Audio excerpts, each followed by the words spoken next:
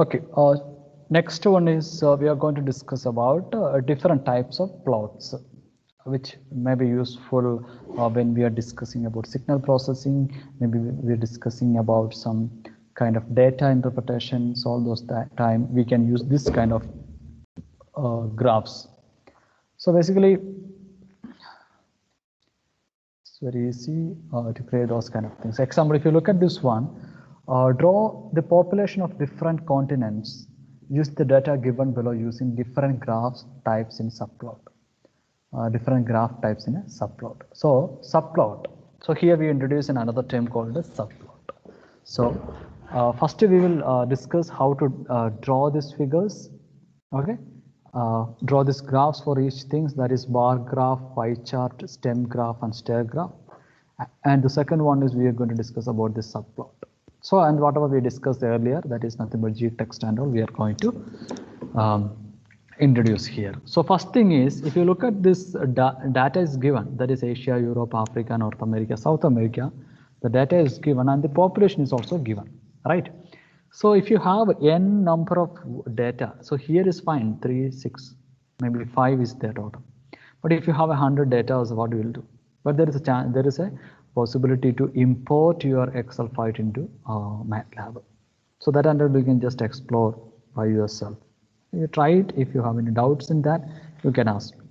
Okay. So here what we can do. First, we know that this Asia, Europe, Africa, North America, South America, these all are characters, right? These all are characters and these all are the population, that is nothing but an integer, right? So first we introduce this one. I'll just the countries, I'll just write a new variable CONT, that is for countries, and everything is what? Characters only.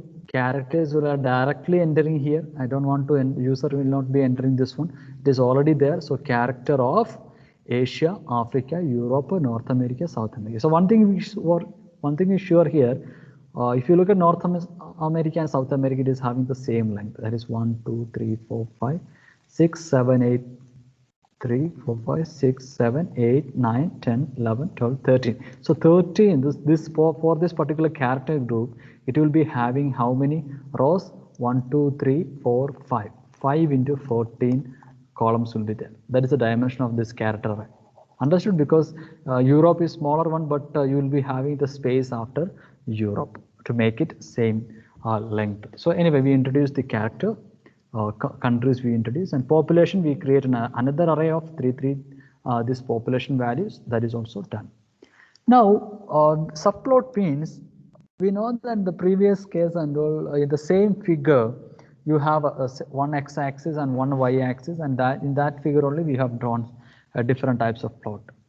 Subplot means that the entire figure window. So what is a figure window? So this is your figure window. This is a figure window for a MATLAB. So this entire figure window will be divided into different plots, small plots. Entire will be divided into small plots. Maybe like you can say that 4 pieces. That means this entire thing will be divided into 2 rows and 2 columns. Small graphs will be there. Maybe it will be 3 rows and 3 columns. That is also possible. That means in the same figure window, you will be having n number of graphs. That is what? A number of individual graphs. So previously, different curves are there in the same figure. That is different. Now we are talking about similar kind of this figure window, this space, you will be having n numbers. So that is what the subplot means. So a subplot is basically very easy to understand here. When we do the program, you will understand more. So here I want this entire figure window. This is the entire figure window, that is the figure window which we get after running the program. I want to divide into 4 because I need 4 graphs are there. So I'll put bar graph here, pie chart here, stem graph here, and stair graph here. Okay, so this is my plan, right? 4 I need. So I need to divide this entire figure window into 4 sections, right? How will you do that? So for that, I need to understand that what is the size of this particular thing. What is the size? It will be having 2 rows and 2 columns. 2 rows and 2 columns. Okay, first thing. Now I understood the size. Now, once we write the subplot, you can say dimension, and we can say maybe position. Dimension and position. So in this case, the dimension will be 2 by 2. That is not going to change, but the position of the graphs are changed. What is the position of this one? This is 1. That is the position of that. 2, 3, and 4. Right? 1, 2, 3, 4 is the position of this one. So that is the reason I just see here subplot. I have to introduce subplot. That before plotting itself, we have to write subplot 2, 2. That is the dimension of that subplots. The first one should be bar. First one should be bar of population. Bar of population. Bar of population. That is, instead of, we are not plotting here plot or f plot or nothing we are not using. We are directly using bar of population. Now population is there, so you will be getting a bar diagram like this, but there is no names which countries are there. So I need to put it properly, the countries. So we know, okay, Asia is having more, Europe like that. So I put G text of countries. G text of countries.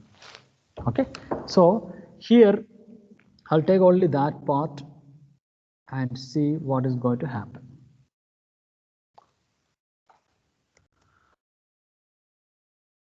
See here, this is a subplot. Now here and here 4 is divided, but nothing is here because we did not write anything there, but G text also there. So this is, I know this is nothing but the Asia. So what else is there? Asia, Europe, Africa, North America, South America, Asia, Europe, Africa. This will be coming like this. Understood?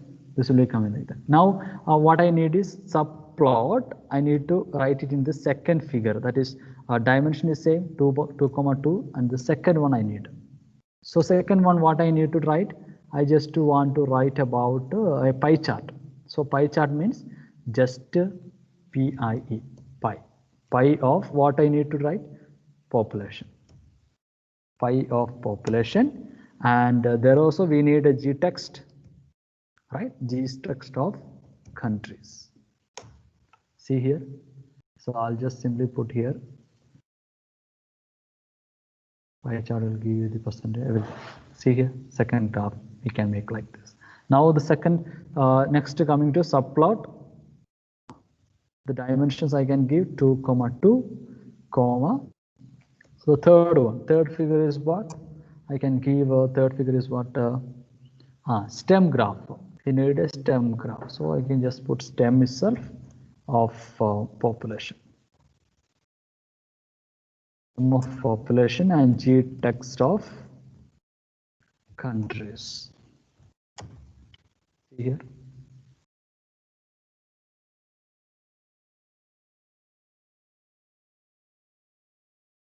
Right? So one more is there, right? So that what we need to do again, subplot of 2, 2, fourth position. That will be, what is that one? Stairs. Stair of stair of what? Stair of population. And G text also we need G text of countries. Here.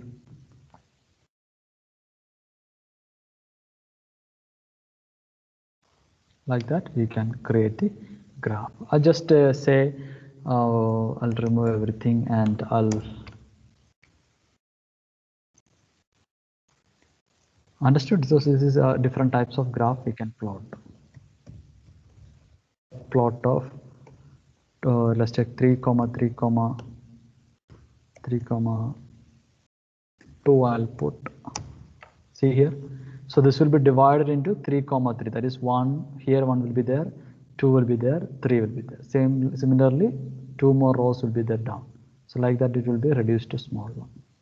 Okay, so that is nothing but the subplot and different types of graphs you discussed.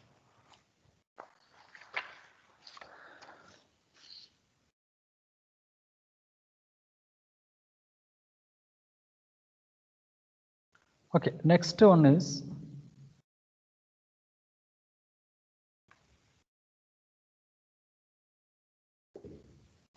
contour. Contour, you have to draw a contour. Now we are talking about the contour. Okay, so how will you draw a contour? That is very important. So contour means what? Contour is basically a three-dimensional figure. You can say that as a three-dimensional figure will be there. Okay, so anyway, you can see here Z. If you have a three-dimensional figure,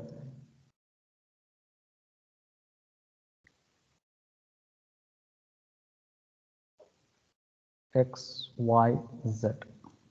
So maybe you have something like this. It is just a sheet, right? Sheet is there. So for each X and Y value, there is an Z value, right? Each X and Y value, there is an Z value. That is what is given here. Z equal to this surface is given. This is a surface. Z equal to this one. X is varying from 5 to 5. Y is varying 5 to 5. So here we need to draw a contour. You can draw a mesh here. You can create a surf. Everything you can do it. Okay, with the different angles you can see it. Okay, so how will you do that?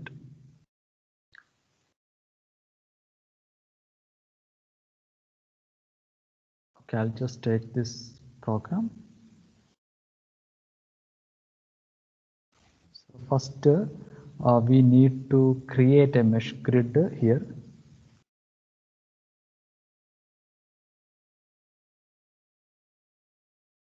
To be there. So first, look at this one. This figure, X and Y values are there. X and Y values are there. This is a little tricky one. So X and Y is changing from -5 to 5, -5 to 5. So here, I need to create a grid. I need to create a grid of X and Y. That is, this is like -5, 1 Y is there. I just need a, n number of points in this particular place. N number of X and Y value should be there in the 2 dimension. That is, I'm taking this part is means I need n numbers of points here. So corresponding is that I can find it. So that I need to create a mesh grid. Mesh grid of some size we can mention here. Whatever the size you want, you can keep it here. I am taking the R value. So I'm just declaring a variable R -5 to 5 with an increment of 0.1. So using that one, we are going to, because we know that X is changing from -5 to 5, Y is changing from -5 to 5. So that each X value is there, each Y value is there. I'm going to divide this one. I'm going to make a mesh grid of, that is 2 values I need, right? If I take a point here, I have X and Y, here X and Y, here X and Y. So I'm going to make that 2 digits of n numbers or n position we can say. That is the reason I will introduce another term called mesh grid. Mesh grid of R, R. So R is the variation from here to here, here to here. That is why a mesh grid of R, R, that will give you X and Y value. So here if you take point R, R, this will give you X and Y. This will give you X and Y.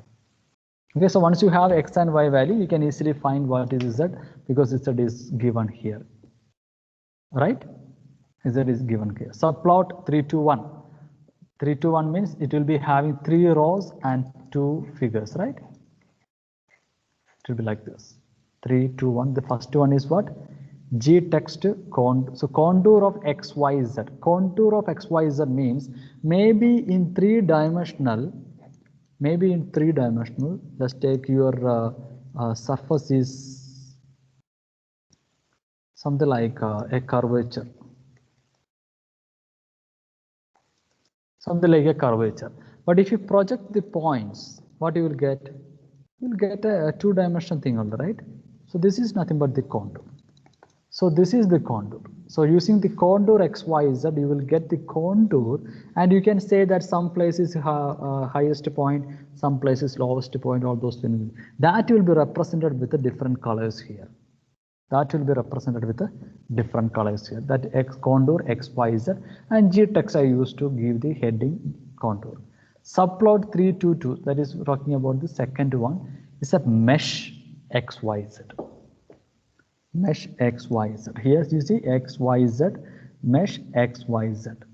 So that will give you the mesh of that particular section. So I'll just show you that figure.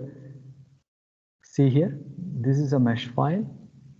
You can see that this is mesh file. You can see. Try to rotate it. Can you see it?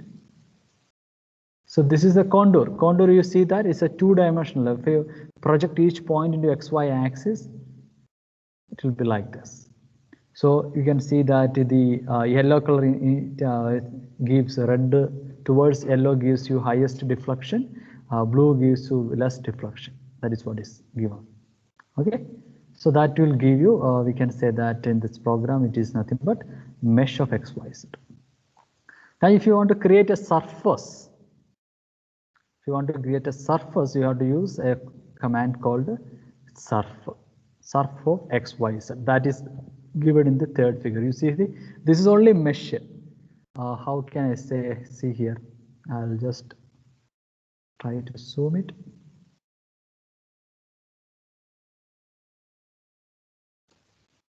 See here, this is only mesh, just wireframe is there.